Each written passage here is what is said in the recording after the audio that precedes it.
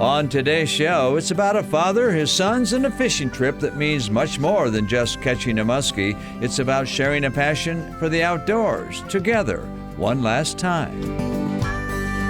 Next, it's a sight that's becoming common in Minnesota lakes, paddle boards.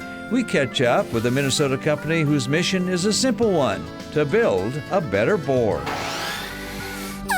Later, there's a sport in Minnesota with origins dating back to ancient Egypt. A hint? Well, it involves a boat and a lot of rowing. Our Minnesota-bound classic this week is about a detective whose job is not to solve crime, but to keep an eye on the mysteries that linger below our lakes and rivers. Those stories and more, next.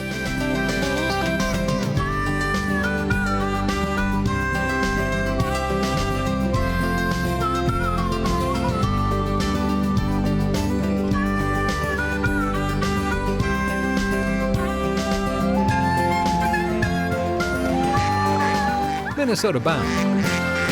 Brought to you by Minnesota's Select GMC dealers. Hi, everybody. Raven and I welcome you to the show. You know, we all wish to catch a fish, right? But in our first story, this is about a father's last wish to catch a fish for his kids. Travis Frank has the story.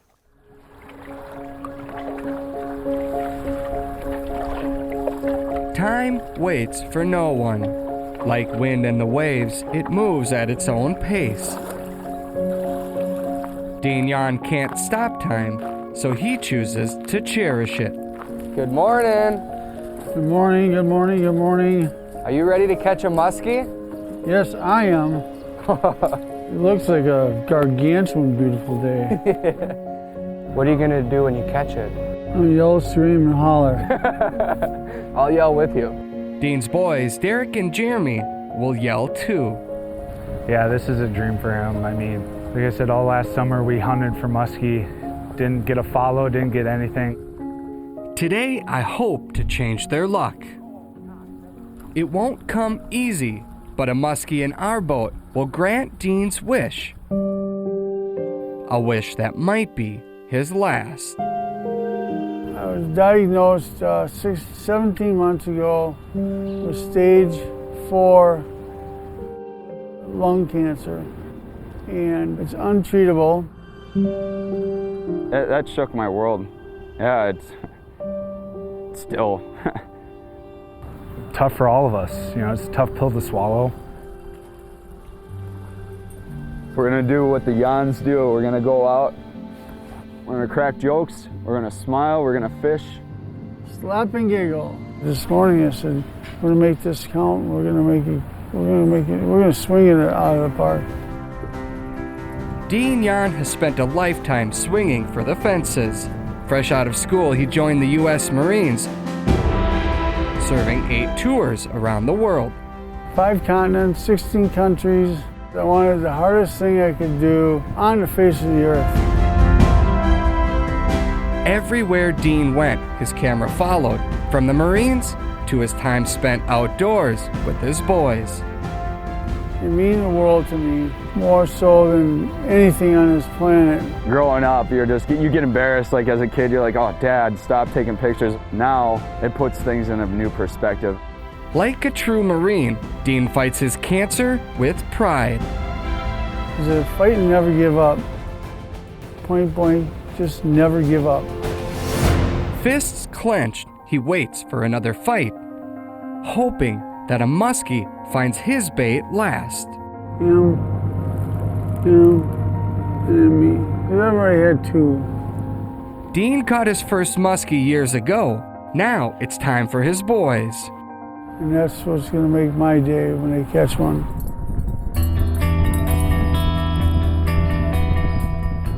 Keep going, keep going, keep going. See her? Yep. Keep going, keep going. Get your blades to spin.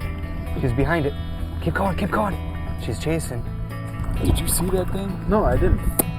Big fish, wasn't that? That was huge. Come back. Our first encounter with the muskie quickly turns into another.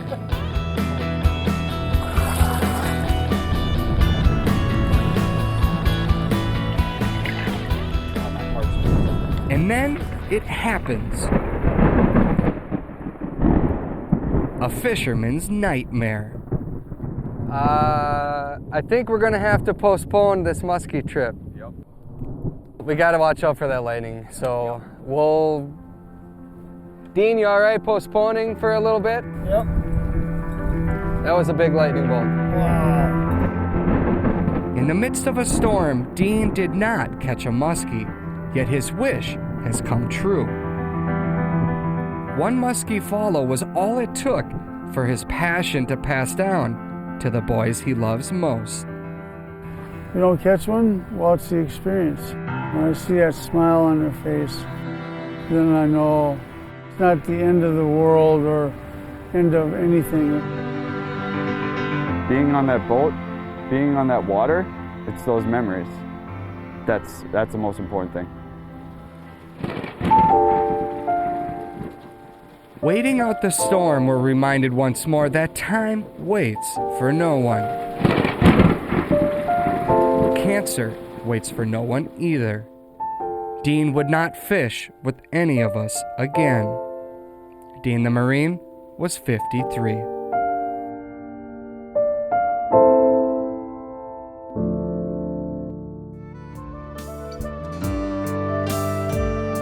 Minnesota Bound is brought to you by Minnesota's select GMC dealers, Jesse Treble Safe Basements of Minnesota, Running Aces Casino and Racetrack, and by Connecticut.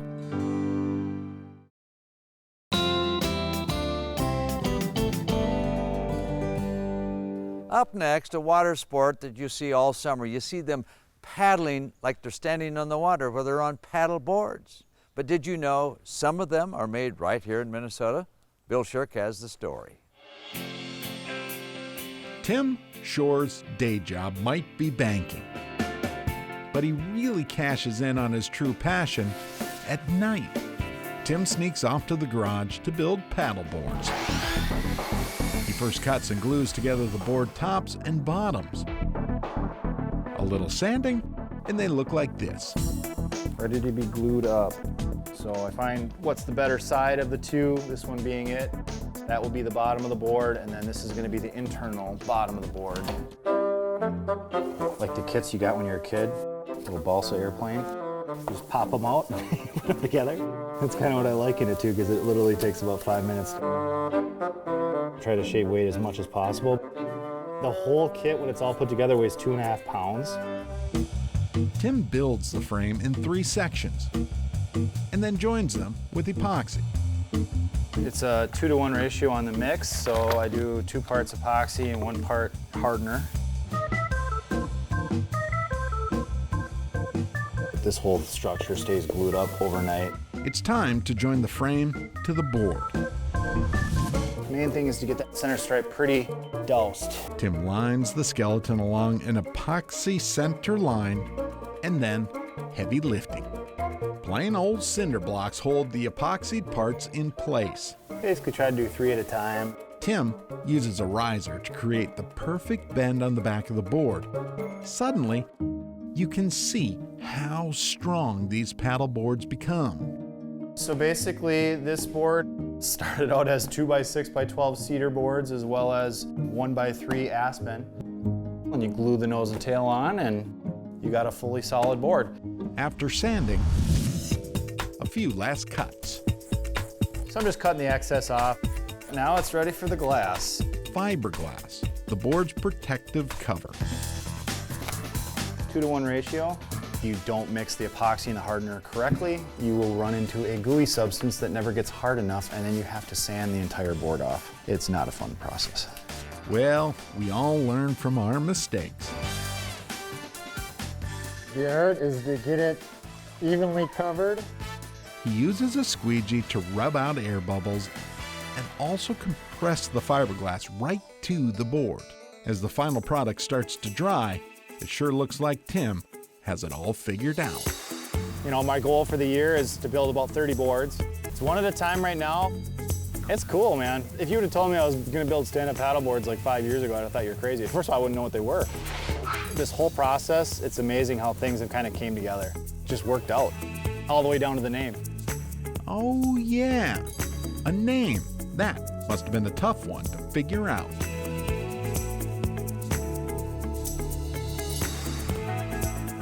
I don't think it's a fad. I think people are going to find ways to get out on the water, and this is a great way to do it. I don't foresee it going away.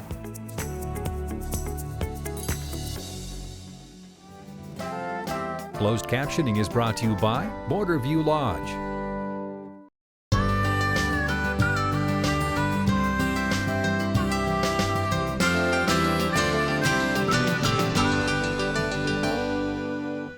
Coming up, we've all heard the song Row, Row, Row Your Boat, right?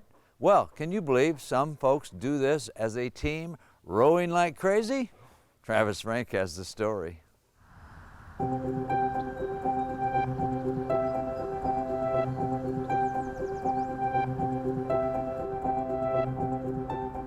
When morning dawns over Minnesota's Long Lake, odds are good something or someone will be there watching.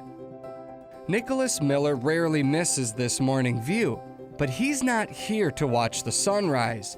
He's here to help keep a rhythm.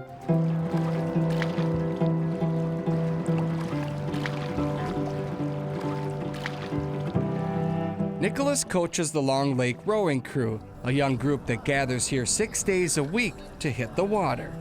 This is our morning practice. They're one of the latest additions to Minnesota's ever-evolving rowing scene. We started this program in January of 2014. We pulled a whole bunch of boats together and got the kids together. We've been hard at it since then. A ton of young people right now, which bodes well for the future.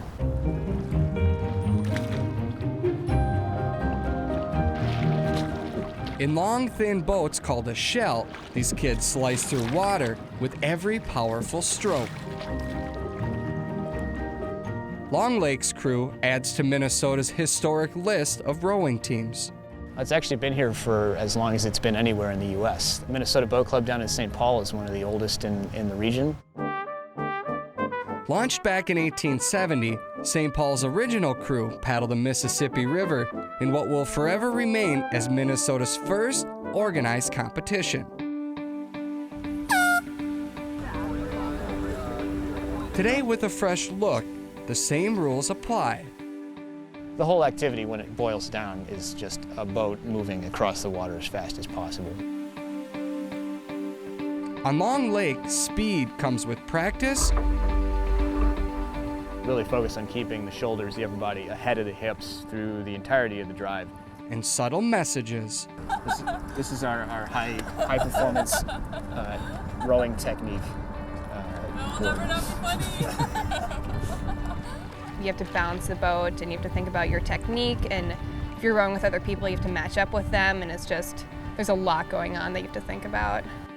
After 4 years of hard work, Emily Steinbaugh's skills have taken her from water level to unexpected heights. I was recruited to row for Notre Dame. I'm very excited, yes. All right, let's sit ready, ladies. Starting up at 22, 20, nice and long, get your rhythm together. Ready, all? And go. It's a lot of work, but it's very rewarding, and I think it's worth it. From competitive crews to relaxed runs, Long Lake Rowing Crew offers something for all. You kind of learn rowing from day one. Good posture all the way through there. People come into it completely fresh to it. It's not like baseball or football where you know everything about it and then you start. Keep your eyes up. If you're looking down at the boat, it's going to pull your head down. We're excited to be a part of, I think, kind of a new generation of rowing in the Midwest. It's a great sport. Just know, if you head to Long Lake to catch an early morning sunrise, odds are good you won't be watching it alone.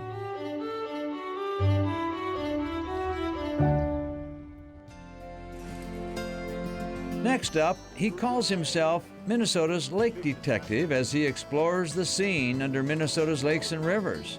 So what's he doing in a boxing ring? Minnesota Bound, brought to you by Northland Tractor Boating Centers, Minnesota Rebath, Evinrude, the official outboard motor of Minnesota Bound. And by Totem Resorts.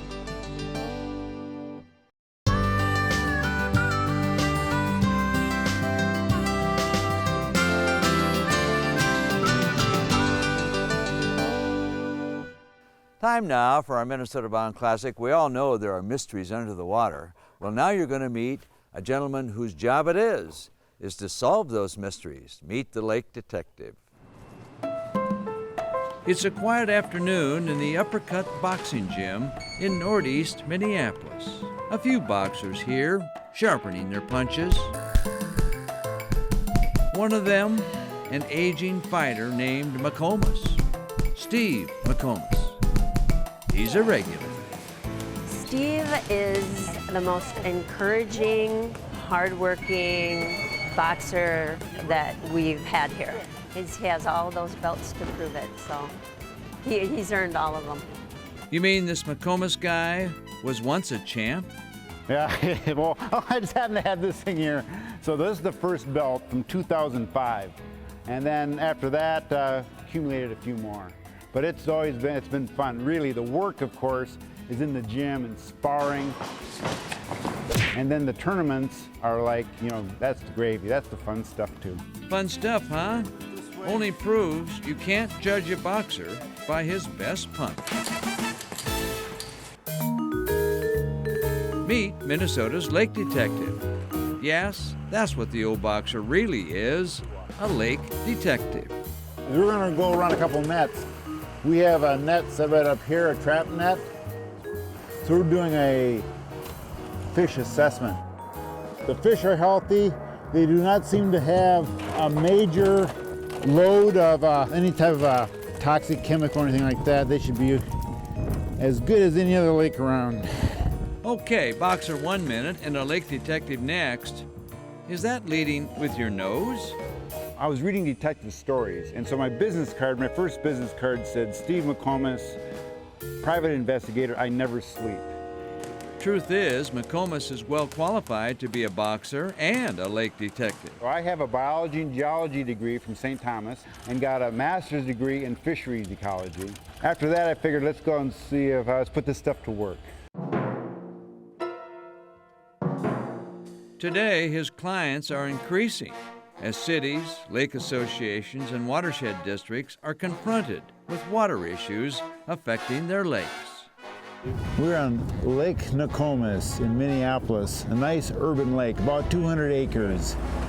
The water quality in this lake, it puts it into an impaired status, meaning that there's too many nutrients and the clarity is not good enough. So we're thinking by manipulating the biology in the lake, we can improve water quality enough to get us off that impaired lakes list. Crappie, 8.5. Crappie, 8.5. Crappie, 7.5. Where we're trying to rebalance the food web in the lake. There was too many bottom feeders in the lake and not enough game fish. And so by stocking walleye and removing the black bullheads, we hope to rebalance the food web. Has the detective found solid clues? The black bullheads are low, their population's low, and we are seeing an increase in plants. Not as much as we wanted to see, but hopefully in time we'll see a bigger increase. Meanwhile, back at the Uppercut Gym, boxers spar, dancing in the ring, throwing punches, dodging punches, and dreaming perhaps of fame, fortune, and knockouts. You know what? I figured out a while back that boxing would get me in shape for field work. And then being out in the field and wrestling with snapping turtles and everything else got me in shape for boxing. So it really worked both ways. Well, I guess if you could face a snapping turtle, you can face a boxer. Little snapping turtles have been some pretty tough opponents over the years. I got all my fingers though, so I'm still doing okay. Imagine a lake detective who is also a champion boxer. I looked pretty good too, didn't I? Well, that about does it for us. Remember, introduce the kid of the great outdoors. I'm Ron Schara, and the star of the show is not a boxer, it's a black lab named Raven. Transportation provided by Premier Transportation.